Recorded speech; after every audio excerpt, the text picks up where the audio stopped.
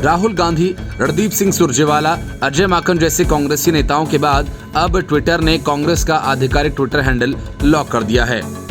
कांग्रेस ने इस घटना को डिजिटल आपातकाल करार दिया और सारा ठीकरा बीजेपी और पीएम मोदी पर फोड़ दिया। लेकिन वक्त ज्यादा बीता नहीं है जब ट्विटर ने रविशंकर प्रसाद सहित बीजेपी के कई नेताओं और मंत्रियों के अकाउंट्स से ब्लू टिक हटा दिया था। तब यही कांग्रेस थी और यही विपक्ष जो ट्विटर के खिलाफ की जा रही कार्रवाई से बेहद नाराज हो गए थे। कांग्रेस के आधिकारिक हैंडल से पहले राहुल गांधी समेत पार्टी के कई नेताओं का अकाउंट भी लॉक हुआ था। पार्टी ने मुंबई कांग्रेस, अजय माकन, रणदीप सिंह सुरजेवाला, सुष्मिता देव, मणिकम टैगोर और जितेंद्र सिंह का अकाउंट लॉक होने का दावा किया। कांग्रेस का अकाउंट लॉक होने पर ट्विटर की प्रतिक्रिया नहीं आई है। पार्टी के सोशल मीडिया प्रमुख ने इसे सरकार के दबाव में की गई कार्रवाई बताया। राहुल का अकाउंट लॉक होने से खफा कांग्रेस सांसद शशि थरूर ने ट्विटर से अपनी पॉलिसी की समीक्षा करने को कहा। उन्होंने कहा कि 9 साल की दलित बच्ची से रेप के मामले में तुरंत कार्रवाई होनी चाहिए, मगर कानून के तकनीकी उल्लंघन के लिए राहुल गांधी के खिलाफ नहीं, बल्कि इस इंसानी त्रासदी में शामिल रहे लोगों के खिलाफ। थरूर ने कहा कि मैं समझता हूं कि भारतीय कानून और ट्विटर नीतियों का उल्लंघन करने वाले अकाउंट्स को ब्लॉक करना उसकी मजबूरी है। कानून तो जो है वो है, मगर पॉलिसी की समीक्षा की जा सकती है। अकाउंट्स को ऑटोमेटिकली लॉक करना एक्सट्रीम है और इससे भारतीय नागरिकों को मिली अभिव्यक्ति की स्वतंत्रता का दम घुटता है। तृणमूल कांग्रेस के राज्यसभा सांसद डेरेक ओब्रायन ने भी ट्विटर से इस कार्रवाई पर सवाल किया। उन्होंने ट्विटर फाउंडर जैक और ट्विटर इंडिया को टैग करते हुए लिखा कि उनकी पार्टी और कांग्रेस और उनके नेताओं के अकाउंट्स को ब्लॉक किए जाने की कड़ी निंदा करती है। ग्रेस के कुछ नेताओं ने ट्विटर अकाउंट्स लॉक किए जाने के पीछे केंद्र की नरेंद्र मोदी सरकार को जिम्मेदार बताया। आरोप ये लगाया गया कि केंद्र के इशारे पर ट्विटर ने ये कार्रवाई की। युवा कांग्रेस के कई कार्यकर्ताओं ने पिछले दिनों दिल्ली में प्रदर्शन किया और मोदी सरकार के खिलाफ नारेबाजी की। कांग्रेस की सोशल मीडिया टीम में कोऑर्डिनेटर मनमोहन सिंह ने इसे डिजिटल आपातकाल करार देते हुए कहा कि जितने भी हैंडल लॉक किए जाएंगे, कांग्रेस के ऑनलाइन वॉलंटियर्स उतनी ही आक्रामकता से काम करेंगे। इसी महीने की शुरुआत में ट्विटर ने राहुल गांधी का अकाउंट लॉक कर दिया था। राहुल ने एक दलित बच्ची के माता पिता की तस्वीर पोस्ट की थी। बच्ची के साथ कथित रूप से दुष्कर्म हुआ और बाद में उसकी हत्या कर दी गई। ट्विटर नियमों और भारतीय कानून के अनुसार दुष्कर्म पीड़ित या परिजनों की पहचान जाहिर नहीं की जा सकती है। कंपनी ने अपनी कार्रवाई के पीछे नियमों का ही हवाला दिया, मगर ट्विटर के ऐसा करने के बाद कई जगहों पर कांग्रेसियों ने कंपनी और केंद्र सरकार के खिलाफ प्रदर्शन किया है। Bureau report, news of India. Kerala के सीएम पी विजयन अब डॉलर तस्करी मामले में फंसते नजर आ रहे हैं। उनके ऊपर गोल्ड और डॉलर स्मगलिंग केस के आरोपित स्वप्ना सुरेश और पीएस सरिथ ने गंभीर आरोप लगाए हैं।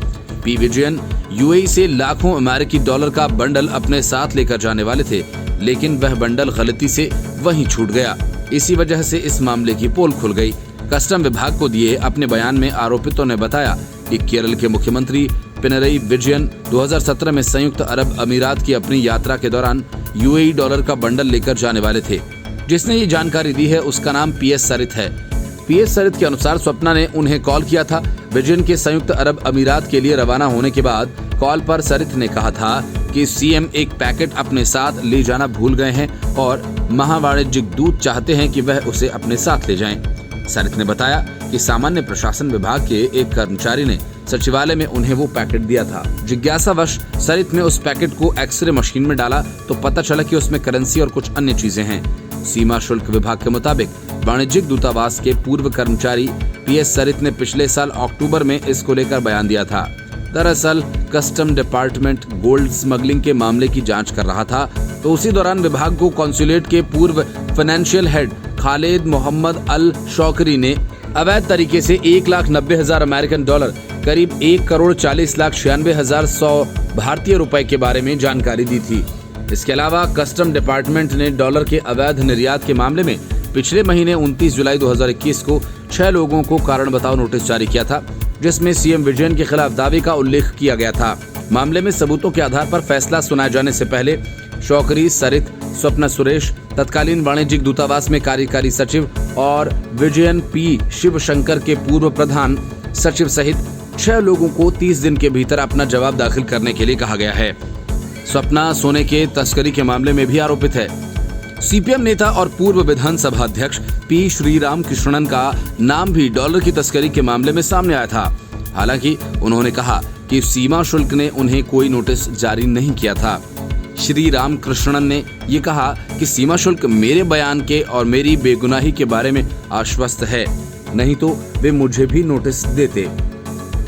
वहीं गोल्ड स्मगलिंग के आरोपों के बाद शिवशंकर को निलंबित कर दिया गया था। केरल हाईकोर्ट ने विजयन सरकार द्वारा गठित किए गए इंक्वायरी कमीशन पर यह कहते हुए रोक लगा दी कि इसके समानांतर जांच मामले की जांच को पटरी से उतार देगा। दरअसल गोल्ड स्मगलिंग के मामले में प्रवर्तन निदेशालय भी जांच कर रहा है। इसके बावजूद उन्होंने इंक्वायरी कमीशन का गठन किया था।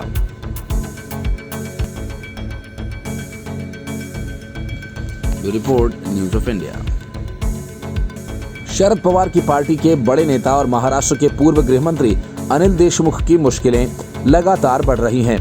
पहले से ही 100 करोड़ की मनी लॉन्ड्रिंग के मामले में घिरे देशमुख अब बैंकों से नियमों को ताक पर रखकर ऋण लेने के नए मामले में फंसते नजर आ रहे हैं। प्रवर्तन निदेशालय यानी ईडी को कुछ ऐसे सबूत मिले हैं कि कई निजी बैंक से देशमुख के बैड लोन का पता चला है। इसके मद्देनजर ईडी ने अब जांच का दायरा बढ़ा दिया है।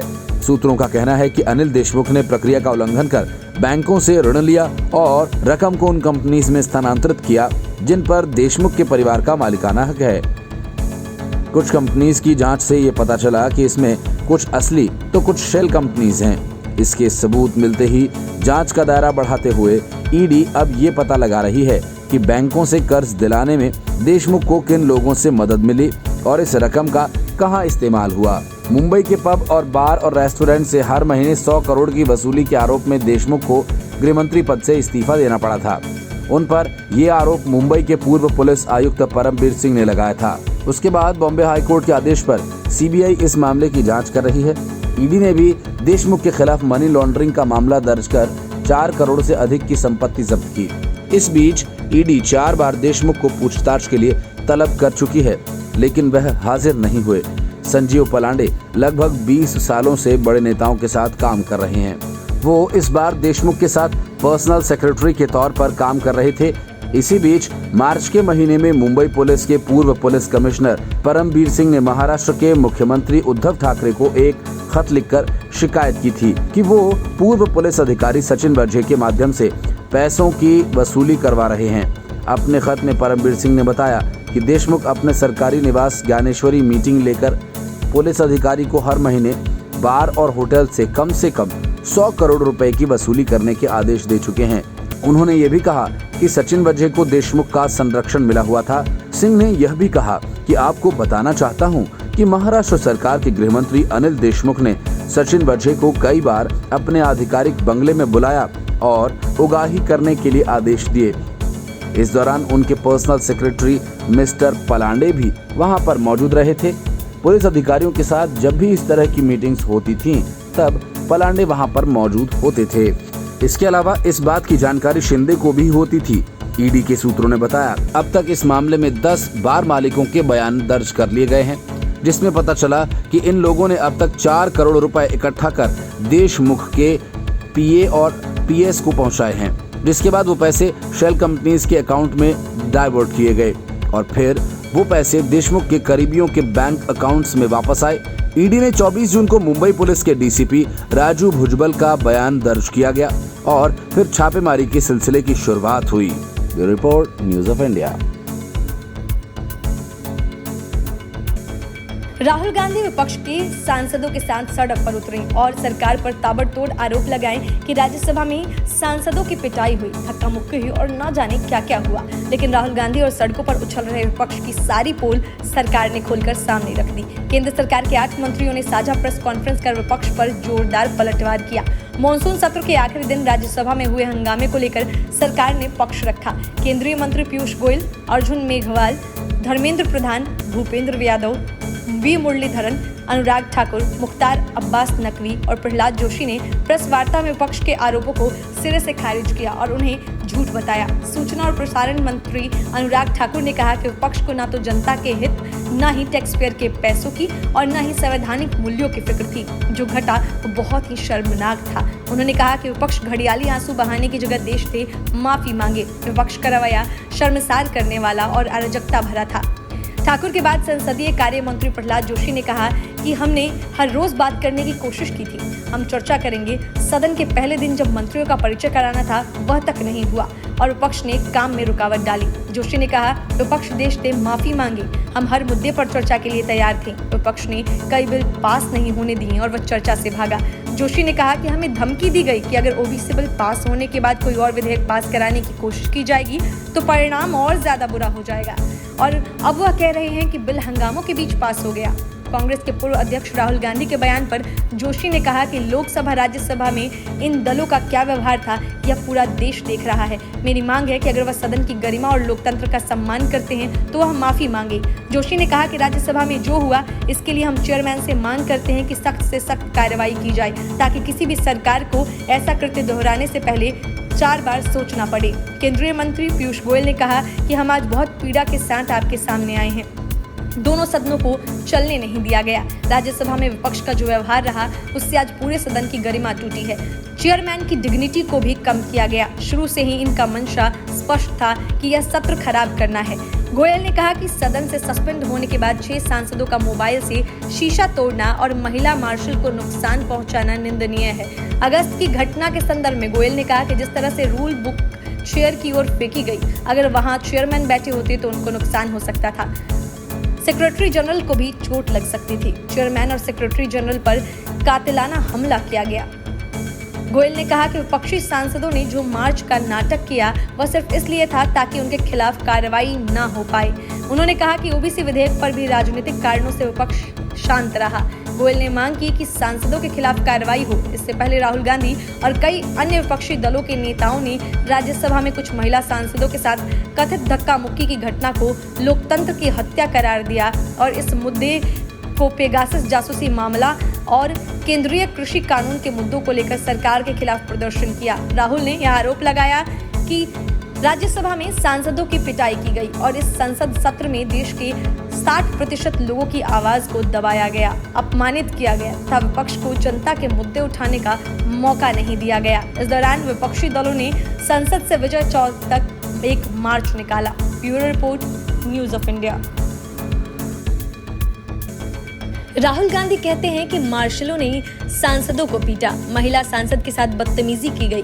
संजय राउत कहते हैं कि बाहरी आदमी बुलाए गए। राहुल गांधी भी कहते हैं कि बाहर से लोगों को बुलाकर मार्शल के कपड़े पहनाए गए। मतलब कि सरकार पर पूरा विपक्ष एक के बाद एक बड़े आरोप लगाता रहा। आखिरकार सरकार ने राज्यसभा का सीसीटीवी फुटेज जारी कर दिया और राहुल गांधी, संजय राउत, शरद पवार सबके दावों की पोल ही खुल गई।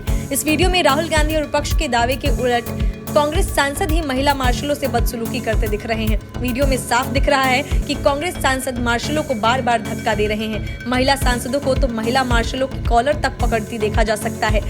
राहुल गांधी, शरद पवार और संजय राउत समेत विपक्षी दलों के कई राज्यसभा सांसदों ने मार्शलों के जरिए हमले करवाने की झूठी कहानी गढ़ी और मीडिया के सामने सरकार पर अनाप शनाप आरोप लगाए।